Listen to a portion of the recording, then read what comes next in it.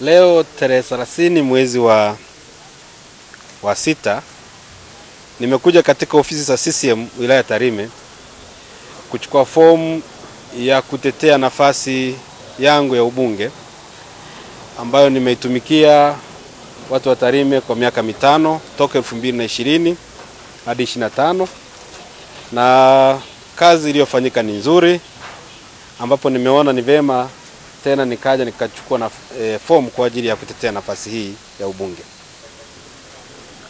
Wakati tunaomba kura 2020 kuna mambo ambayo tuliahidi kutekeleza katika kipindi hicho, na katika kipindi cha 2020 hadi 25 tumetekeleza hadi kwa 90%, kwa sababu mambo mengi ambayo tulikuwa ni changamoto katika mji wetu wa Tarime yametekelezeka kwa kiwango kikubwa.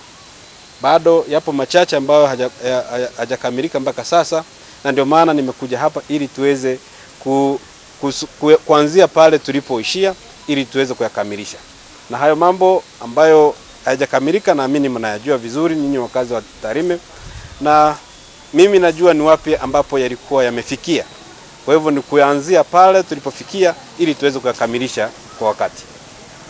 Kuja kuchukua fomu kwa kutumia baiskeli. Na kwanza kabisa ninatambua mchango wa rais wetu Mama Samia Suluhu Hassan.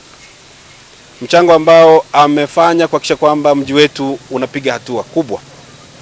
Na mimi nimetumia baiskeli ku reflect maisha halisi ya Watanzania. Lakini vile vile nimetumia baiskeli ili wakati napita mtaani, mimi hayo ndio maisha ambayo nimekulia. Kwa hivyo napokuja hapa maana yake nimekuja nikireflect maisha halisi ambayo si watu wa Tarime tunaishi. Lakini pia kumsupport rais wetu kwa namna ambavyo pia amesaidia kazi kubwa katika mji wetu wa Tarime, ikiwemo hata wale level ya chini mabalozi. Kwanza kazi kubwa ambayo tutaifanya na ama tulikuwa tumeshaanza ni kutoa elimu kwa vijana.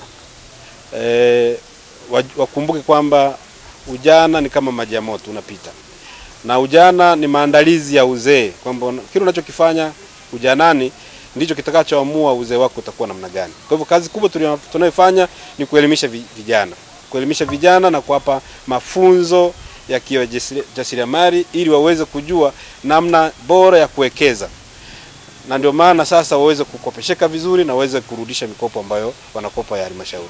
Kwa hivyo changamoto kubwa ni hiyo.